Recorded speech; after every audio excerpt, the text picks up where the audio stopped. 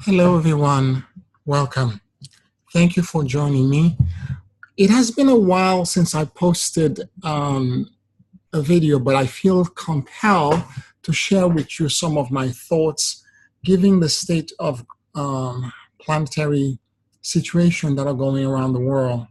Not too long ago, a few weeks back, I remember in a matter of 2 weeks, there were three hurricanes, an earthquake in Mexico, California was on fire, Oregon was on fire, British Columbia was on fire, all of it, oh, and East Asia also had a flooding, all of it happening at the same time. As a person that's involved in self-development, as a spiritual coach and spiritual teacher, I felt my heart ache because I didn't know where to direct my prayers. I want to talk today about spiritual readiness in the time of the shift. I think a lot of people who have platform and tribes that they lead have good intentions. Their hearts are open and they are wanting to share some of their own masteries with other people. But I think a lot of them are lacking a deeper vision. In the appearance of all of this chaos, there is a purpose, there is a reason, and there is an overwhelming sense of guidance and support that we as leaders should connect into. I think a lot of people are missing that part. I have been channeling that information for almost now 4 years.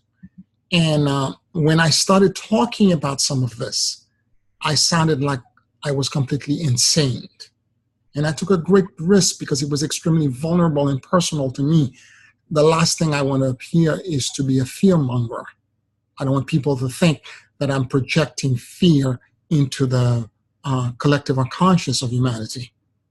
But I was clearly perceiving something, and I was being foretold how to prepare for it. And as such, I made certain changes in my life to prepare and to be ready.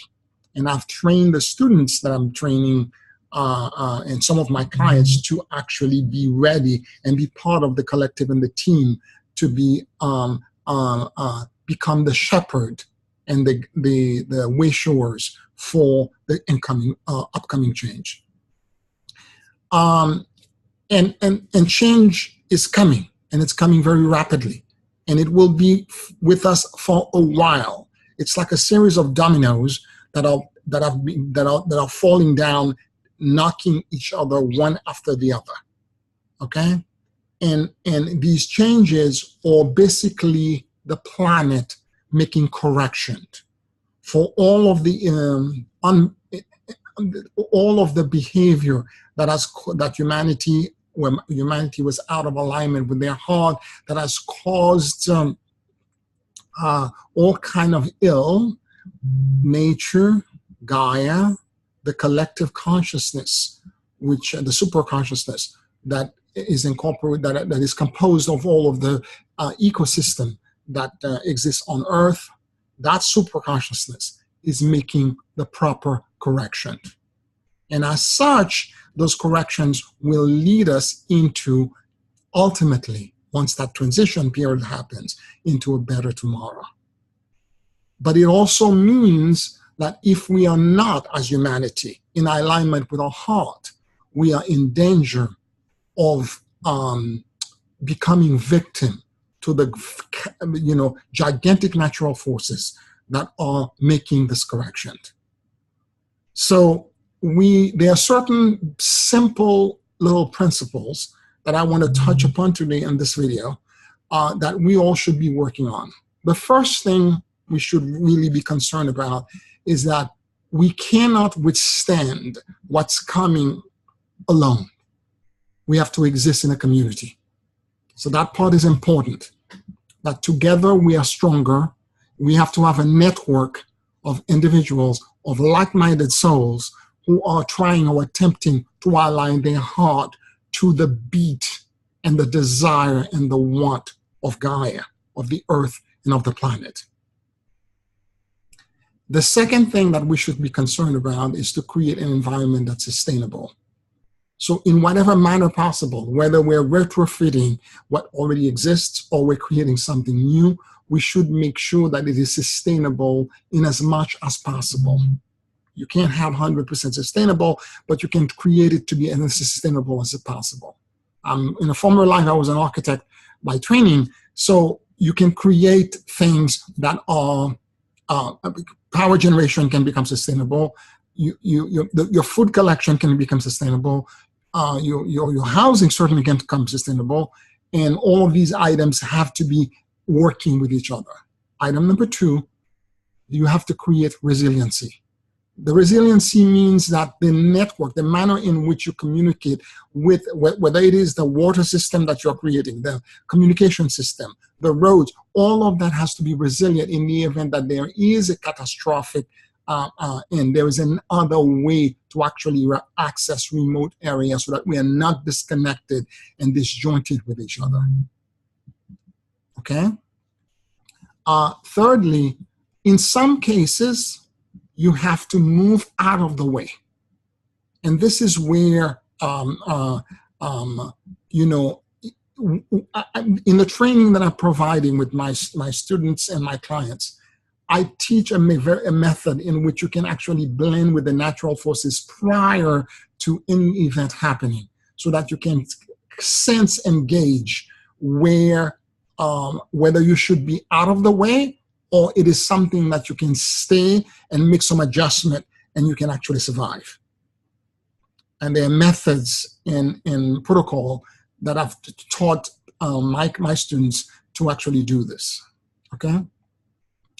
The other thing as well, next item, is to have spiritual, physical, and emotional agility. That part is extremely important, because given all of the changes that are happening simultaneously, and this is the part where I don't want you to think that I'm fear-mongering, but this is me talking from my heart and being completely honest. There's going to be a die-off. People are going to get hurt and they're going to die. You're already seeing it with all of the hurricanes and the earthquakes that are happening right now. Okay? And we have to figure out a way to process the emotion of us mourning for the loss faster, because the changes are going to be rapid and they're going to be sequential. And we have to still holding on to old stuff, and we don't allow ourselves to move with agility through this, we will not be able to survive. Next item, adaptation.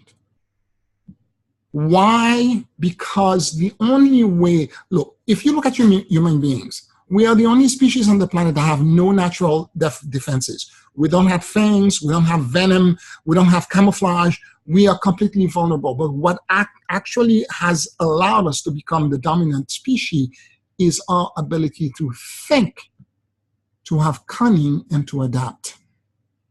And if you're not adapting, and you will not survive. And let me explain what adaptation means. It means you have to basically try to predict and foretell what does the future hold for me. You have to examine and think very carefully, where is the future going? Okay? And make the changes that are necessary to lead you into a state not only of survival, but for you to thrive in the upcoming change. I don't want to just survive. I want to thrive. I want the community that I lead, I want that community to thrive. So it's important for us to, and because a lot of the people who mean good do not believe in the future, because to predict the future and to think about the future is too woo-woo. And it's something that people in self-development in the coaching communities are completely, there's a love-hate relationship that exists in those communities with people like me who can channel and connect and access to information. we're looked at as being weird and being too crazy and completely out there. Yet by the same token, it is through this prediction and these intuitive insights that I'm able to prepare my community, my tribe. And by extension, I think I can help train a lot of other people. So what I'm proposing, first of all, I'm proposing that I will continue to do weekly video. Leave your comments below.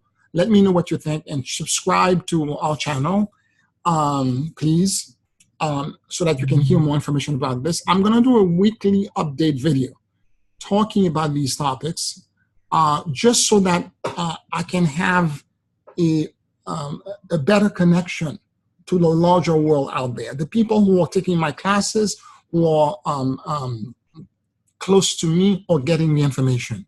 But I've been guided to reach out to a larger platform.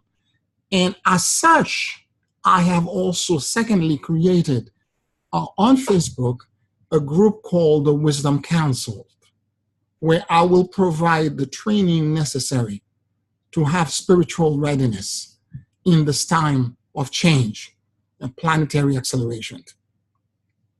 The first training video starts on October 12, 2017, which will be next Thursday. So if you're interested, join the group. And when you join the group, you will have a half-hour private session with me where I can begin to discover your dreams, your hope, your desires, and I can share with you some of the information and where I intend to lead the group so that we can cross-pollinate each other. Okay? So I look forward to talking to you very soon, and I will keep posting these videos in the near future. You all have a blessed day. Deep love. And remember, spiritual readiness is possible, it's doable, and we will do it. Bless you. Thank you.